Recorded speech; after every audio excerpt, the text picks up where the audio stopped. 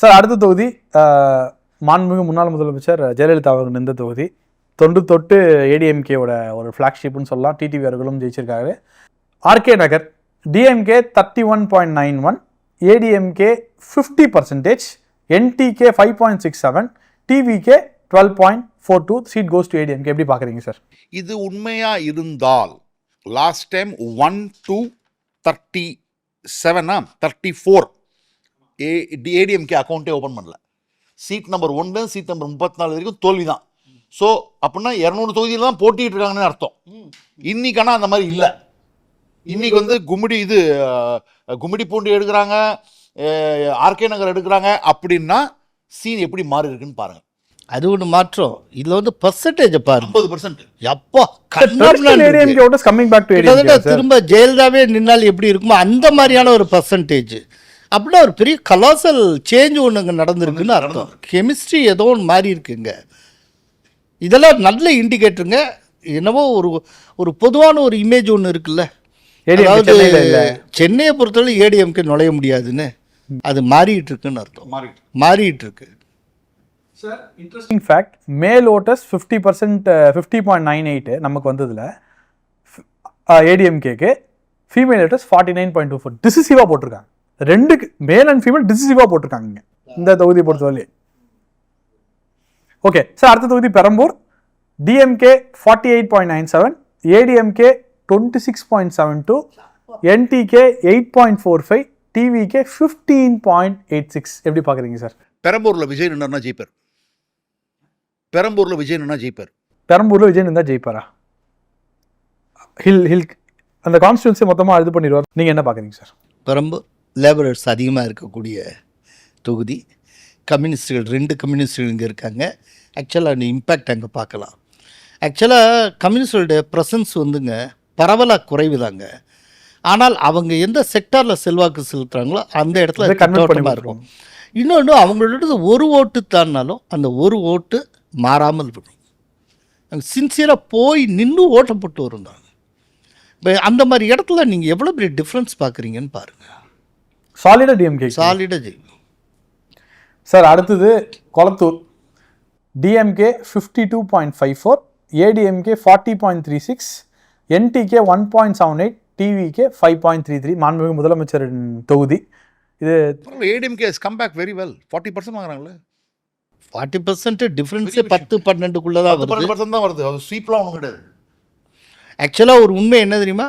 கொளத்தூரில் ஸ்டாலின் மேலே anti incumbency இருக்குன்னு அர்த்தம், அதிருப்தி நிறையா இருக்குன்னு அர்த்தம். ஏன்னா ஸ்டாலினுடைய லெவலுக்கு அவர் வேற ஒரு லெவலில் இருந்திருக்கணும். கிட்டத்தட்ட 20% டிஃப்ரென்ஸ் இருந்திருக்கணும். இந்த லெவலுக்கு இருக்குது அப்படின்னா அவருடைய தொகுதியில் அவர் மேலேயே ஆன்டி இன்கம்பன்சி இருக்குதுன்னு அர்த்தம். அப்படின்னா இப்போ தமிழகம் முழுவதும் அவருடைய கட்சி மேலே என்ன ஆன்டி இன்கம்பன்சி இருக்குது அப்படிங்கிறத சர்வே முடிவில் நம்ம தெரிஞ்சுக்கலாம். ஓகே, அடுத்த தொகுதி Villivakkam DMK 56.06, ADMK 26.76, NTK 4.13, TVK 13.05. Again DMK but Vijay நிறைய ஓட்டு வாங்குறான்னு அர்த்தம். அங்கே அதிமுக பெருசாக ஒன்றும் இல்லவே இல்லை வில்லிவாக்கத்தில். வாய்ப்பு ரொம்ப. ஏடிஎம்கே பிரசன்ஸே இல்லை. ஏடிஎம்கே பிரசன்ஸே இல்லை. நீங்கள் என்ன சார் சொல்கிறீங்க? அதில் ஏடிஎம்கே பிரசன்ஸே இல்லை. அதெல்லாம் கைவிட்டு போனதே இல்லை. அதில் வந்து ஏடிஎம்கே கான்சென்ட்ரேட் பண்ணிட்டு இருக்கிற time waste of time. Sir அடுத்த தொகுதி Thiruvika Nagar DMK 53.25, ADMK 35.24, NTK 2.90, TVK 8.61. இது வந்து ஒரு எஸ்சி ரிசர்வ் தொகுதி. ஸோ எக்ஸ்பெக்டட் லைன்ஸ் தான். திருவிக நகர்லாம் ஜெயிக்கவே முடியாது. டிமோகிராஃபி எல்லாம் வந்து completely favouring DMK. Downtrodden பாட்டாளி வர்க்கம் இருக்கக்கூடியது. ஆமாம். ஸோ பைசா வேலை பார்க்கக்கூடிய தொகுதி இது. திட்டோட்டமான இது டிஎம்கேக்கு கிடைக்கக்கூடிய தொகுதி, இல்லை சந்தேகமே கிடையாது. அடுத்த தொகுதி Egmore DMK 45.24, ADMK 30.95, NTK 8.01, TVK 15.80. விஜயும் வாங்குறாரு, சீமானும் வாங்குறாரு. பட் நமக்கு தெரியும் அந்த தொகுதியோட டெமோகிராஃபி பற்றி தெரியும். எக்மோர் பற்றி நிறைய கிறிஸ்டியன்ஸ் சார். ஒரு ஆன்டி இன்கம்பன்சி எதுவுமே கிடையாது சார். பரந்தம்மன் அந்த லோக்கல் எம்எல்ஏ விவாதங்கள்லாம் வருவார்ல சார், ஆன்டி இன்கம்பன்சி பெருசாக கிடையாது அவர் மேலே. கஷ்டமான தொகுதி. ஏடிஎம்கேக்குலாம் கஷ்டமான தொகுதி. ஒன்றே ஒன்று சொல்கிறேன், அதாவது 91 ஏடிஎம்கே ஸ்வீப் பண்ண டயத்தில் கூட 2 தொகுதியில் தான் டிஎம்கே ஜெயிச்சது. அந்த 2ல் ஒன்று இந்த பருதி இளமழுதி ஜெயிச்சது.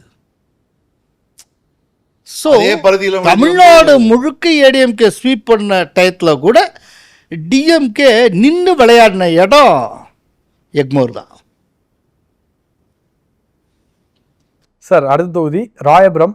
DMK 48.33, ADMK 27.99, NTK 8.50, TVK 15.18. Sir எங்கே போகிறாரு தெரியல இவர் ஜெயக்குமார் எந்த தொகுதி போவார்? இல்லை, ஒரு கேள்வி இருக்குது. ஒரு தொகுதி, அந்த தொகுதி வந்து ஒரு லீடருடைய தொகுதியாக இருந்தால் அதுவே தனி, அது வந்து அங்கே ரிஃப்ளெக்ட் ஆகுதுன்னு சொல்கிறோம்ல. இப்போ ஜெயக்குமாரோட அசோசியேட் ஆகக்கூடிய ஒரு தொகுதி பட்டு மோசமான இடத்துல ஏடிஎம்கே இருக்கு, பிரமாதமான இடத்துல டிஎம்கே இருக்கு. என்ன காரணம்? ஏன் ஜெயக்குமார் வந்து ரிஃப்ளெக்ட் ஆகல? அவருடைய அவர் வந்து அவர் கல்டிவேட் பண்ணிருக்கோம்னு அவர் நினைச்சுக்கிட்டு இருக்காரு சார். மக்களோட அவர் கனெக்டடாகவே இல்லை. அவர் சும்மா பேட்டி கொடுக்கும்போது நான் ஜெயிப்பேன், நான் என்ன ஜெயிப்பேன். நீங்க சின்னத்துக்காக ஜெயலலிதாக்காக ஓட்டு போட்டாங்க, உங்களுக்காக ஓட்டு போடலண்ணே. இது ஜெயக்குமார் கிட்ட யாரும் சொல்லணும். அவர் ஏதோ ஒரு பிம்பத்தில் வாழ்ந்துட்டு இருக்காரு, அவ்வளோதான் சொல்ல முடியும். அப்போனா ஜெயக்குமாரை விட்டு மக்கள் தள்ளி போயிட்டாங்க. சரி, இது அடிஷ்னலாக ஒரு கேள்வி ஜேவிசி. ஜெயக்குமாருக்கு பதிலா இந்த தொகுதியில் வேற ஒருத்தரை ஏடிஎம்கே கொண்டு வந்தால் ஆக்சுவலாக தோல்விக்கான அந்த கேப் இருக்குல்ல, அது கொஞ்சம் குறையும். ஏன்னா நான் இங்கே இடத்துல ஏன்னா லாஸ்ட் டைம் நான் தான் அந்த நாட்சனை அதை ஃபுல்லாக சாருக்காக பண்ணேன். ஜெயக்குமாருக்காக தான் அந்த 24.19 நான் நினைக்கிறேன். ஃபர்ஸ்ட் இந்த 24% ஜெயக்குமாருக்காக தான் நான் ஜெயக்குமார்லேருந்து இன்னும் குறையும். ஏன்னா ஜெயக்குமார் அவர்களுக்கு எல்லார் வீட்லேயும் ஒரு நல்ல பேர் இருக்கு. இல்லை மழை டைமில் எல்லாருக்கும் நல்ல பேர் இருக்கு, நல்லா செஞ்சாருன்னு பேர் இருக்கு. ஆனால் நிறைய விஷயங்கள் டிஎம்கேக்கு சாதகமாக இருக்கு. குறிப்பாக சொல்ல போனால் பாஜக கூட்டணி மேலே அங்கே ஒரு பெரிய எதிர்ப்பு இருக்கு. அங்கே இருக்க லோக்கல் ஏடிஎம்கே ஆட்கள்கிட்டே அது வேண்டாம் அப்படின்னு ஒரு விஷயம் கல்டிவேட் ஆயிருக்கு, நேச்சுரலாக கல்டிவேட் ஆயிருக்கு. அதை பிரேக் பண்ணி எல்லாமே பண்ணணும். இன்னொன்று, ராயபுரம் வந்து கிறிஸ்டியன்ஸ் அதிகம். அதனால தான் அதையும் நீங்கள் ஓப்பனாகவே சொல்லியிருக்கலாம். சொல்ல வேண்டாம்னு பார்த்தேன்.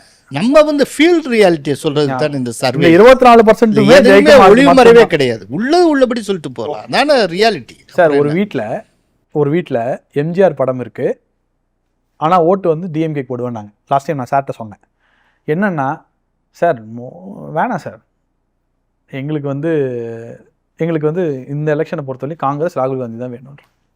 ரொம்ப ஓப்பனா இது ஒரு பிஜேபி உங்களுக்கு பிடிக்கல, அவ்வளவுதான். மீனவர் சமுதாயம் போடல, அவங்க வந்து ராகுல் காந்தி சூஸ் பண்ணாங்க அவங்க. ஓகே, அடுத்த தொகுதி harbour sir. DMK 43.70, ADMK 28.61, NTK 10.76, TVK 16.93, DMK. Message to mister Vinoj P Selvam, contest பண்ணாதீங்க ஆர்பரில், அவ்வளோதான். ஏன்னா கஷ்டப்பட்டு நீங்கள் 29% வாங்கினீங்க 2024 லோக்சபா எலெக்ஷனில். 30%க்கு மேலே அதிமுக பாஜக கூட்டணியால் வாங்க முடியாது. சேகர் பாபு அங்கே நல்லா பர்ஃபார்ம் பண்ணுறாரு. உடனே வந்து சொல்லுவாங்க, ஏன்னா பிஜேபிக்கு வந்து உடனே என்ன சொல்லுவாங்கன்னா, மார்வாடி ஓட்டு இருக்குது, வைஷ்யா கம்யூனிட்டி ஓட்டு இருக்குது, அவங்கெல்லாம் போடுவாங்க, ஹிந்தி பேசுகிறவங்களாம் இருக்காங்க. எதுவுமே நடக்காது. உங்களால் 30%, 32%க்கு மேலே ஒரு ஓட்டு வினோஜ் வாங்க முடியாது. உண்மையிலேயே ஃபேக்ட் என்ன தெரியுமா? மார்வாரிஸே நிறைய டிஎம்கே போட்டுருவாங்க. அதுதான் உண்மை. சார் நீங்கள் எப்படி பார்க்குறீங்க சார் இதை? இல்லை, இது இதுக்கு மேலே சொல்கிறதுக்கு ஒன்றுமே இல்லை. திட்டவட்டமாக டிஎம்கேக்கு போகக்கூடிய தொகுதி. ஜென்ரலாகவும் சொல்லியாச்சு, குறிப்பாகவும் ஜேவிசி சொல்லிட்டாரு. வினோஜுக்கு தனியாக ஒரு மெசேஜை இது வழியாக பாஸ் பண்ணி விட்டாரு. இன்னும் புரிஞ்சுக்கிறோம். ஏன்னா கொடுப்பாங்க சார், கூப்பிட்டு அதையும் வாங்கிப்பாங்க சார் இவங்க. அவர் செலவு பண்ணிட்டாங்க, போய் நிற்பார் அவர். சார் நெக்ஸ்ட் தொகுதி சேப்பாக். டிஎம்கே வந்து 47.30, ADMK 24.97, NTK 11.67, TVK 16.06. Sir anti incumbency against சின்னவர் இருக்கு. ஆனா அது என்டிகேக்கும் டிவிகேக்கும் இல்லப்பா, நான் சேப்பாக்கில் பிறந்து வளர்ந்தவன் பாருன்னு. அங்கே அதிமுக வந்து கிருஷ்ணமூர்த்தின்னு ஒருத்தர் நிற்பார் முன்னாடி 1989 சேவலில். சேவல் புறாலாம் அப்பெல்லாம் இருக்கும். அப்போ ஏதோ ஒரே ஒரு வாட்டி ஜீனத் ஷர்ஃபுதீன் காங்கிரஸில் கை சின்னத்தில் நின்று ஒருத்தர் ஜெயிச்சாங்க 91. அது தவிர அந்த தொகுதி வந்து டெமோகிராஃபிக்கலி ஆனால் என்ன மெசேஜ்னா இங்கே 67% வாங்கக்கூடிய உதயநிதி ஸ்டாலின் கம்மியாக இருக்குது. அவருக்கு எதிர்ப்பு இருக்கு. ஆனால் யாருக்கு ஓட்டு போடுறதுன்னு தெரியல. அதிமுக ஓட்டு போட மாட்டாங்க கண்டிப்பாக, பாஜக ஓட்டு கிடையாது. அவங்க போய் சீமானுக்கும் போடுறாங்க. அவங்க ஏதோ தேடுறாங்க, அவங்க ஏதோ தேடுதலில் இருக்காங்க. ஆனால் அவங்களுக்கு வேணுங்கிறது கிடைக்க மாட்டேங்குது. அதாவது சின்னவருடைய வெற்றி மார்ஜின் குறையுது, ஆனால் வெற்றி பெறுகிறார். அடுத்த தொகுதி 1000 lights. DMK 46.75, ADMK 25.26, NTK 9.64, TVK 18.34. பயங்கர மாற்றம் இருக்குது. நம்ம ஒரு சர்வே எடுத்ததுக்கு முன்னாடி சர்வேக்கும் இதுக்கும் வந்து பயங்கர மாற்றம் இருக்குது. எகெயின் இங்கே ADMK is not an option. Aadhi Rajaram நின்னாலும் வாய்ப்பில்லை, குஷ்பு நின்னாலும் வாய்ப்பில்லை பிஜேபியிலேருந்து. ஸோ 1000 லைட்ஸ்லாம் கஷ்டம், ரொம்ப ரொம்ப கஷ்டம். சார் நம்ம ஃபர்ஸ்ட் பண்ணதுக்கும் செகண்ட் பண்ணதுக்குமே விஜய்க்கு ரைஸ் ரொம்ப இருக்கு, ரொம்ப 10% டிஃபரன்ஸ் இருக்கு. ஆமாம் ஆமாம். 1000 லைட்ஸ் சிறுபான்மையினர், குறிப்பாக முஸ்லீம்ஸ் அதிகமாக இருக்கிற தொகுதி, அதை மறந்துடக்கூடாது. அதனுடைய இம்பேக்டை நம்ம பார்க்குறோம். ஆனால் ஒரு விஷயம் இங்கே நினைவுபடுத்திக்கணும். 1000 லைட்ஸில் ஒரு காலத்தில் ஏடிஎம்கே கொடியேட்டி பறந்த தொகுதி. எம்ஜிஆர் காலத்தில் மெட்ராஸ் முழுக்க டிஎம்கே ஜெயிக்கும். ஏடிஎம்கே ஜெயிச்ச ஒரு சில கைவிட்டு எண்ணக்கூடிய, விரல் விட்டு எண்ணத்தக்க தொகுதிகளில் இந்த 1000 லைட்ஸ் ஒன்று. 1000 லைட்ஸில் கே.ஏ. கிருஷ்ணசாமி ஜெயிப்பார், அவர்கிட்ட மு.க. ஸ்டாலின் தோப்பார். அப்படிப்பட்ட ஒரு தொகுதி இன்னைக்கு கிட்டத்தட்ட ஏடிஎம்கே கையை விட்டு நிரந்தரமாகவே போய்விட்டது. எங்கேயோ அதை தக்க வச்சுக்கிறதுக்கான முயற்சி எதுவுமே எஃபர்ட்டே இல்லாமல் போச்சு. சார் ஐ திங்க் 2011 அந்த வேவ் வரும்போது அடிச்சிருக்காங்க, கடைசி ஜெயிச்சிருக்காங்க. அதுக்கப்புறம் ஜெயிக்கவே இல்லை. அதுக்கப்புறம் ஜெயிக்க சார் அதே மாதிரி எம்எல்ஏ நல்ல ஒரு தாட் தான் சார் இருக்காங்க. ஒன்று பெரிய அந்த ஒரு நெகட்டிவ் இம்பாக்டால எல்லா ஸ்கீம் ஒரே ஒரு பிஜேபி ஒன்று விஷயத்தில் வந்து ஹாப்பியாக இருக்கலாம். தெரியுமா, கோபாலபுரத்தில் கலைஞர் வீடு இருக்கிற பூத்லயே நாங்கள் தான் லீடு. அது ஒன்று தான் சொல்லிக்கலாம். ஸ்டாட்டிஸ்டிக்ஸ் வரப்போ இந்த பூத்தில் என்ன லீடிங், ஏன்னா அதுக்கான அனலைஸ் பண்ணி பார்த்தேன். வினோத் தான் அதில் லீடிங்கில் இருந்தார். சார் சார் அடுத்த தொகுதி அண்ணா நகர் சார்.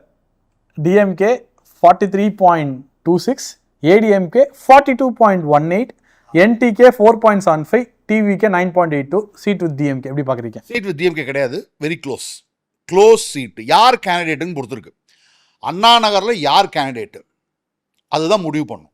அதாவது முக்கியமான கேண்டிடேட்ஸை கரெக்டாக நிற்க வச்சா ஜெயிக்க வைக்க முடியும். அதாவது பிஜேபி அதிமுக கூட்டணி சென்னையில் வெரி இம்பார்ட்டண்ட். அதாவது எல்லா க்ளோஸ் தொகுதியிலையும் அதிமுக நின்றுதுன்னா அது அதிமுகவுக்கு வில் நாட் பி ஃபேவரபிள்.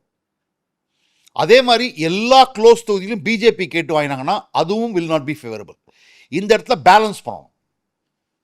இந்த ஒரு தொகுதியில் ஸ்டார்டிங் பாயிண்ட் அண்ணா நகரில் ஸ்டார்டிங் பாயிண்ட். அதுதான் நான் சொல்ல போகிறேன். அதான் முக்கியமான விஷயம்.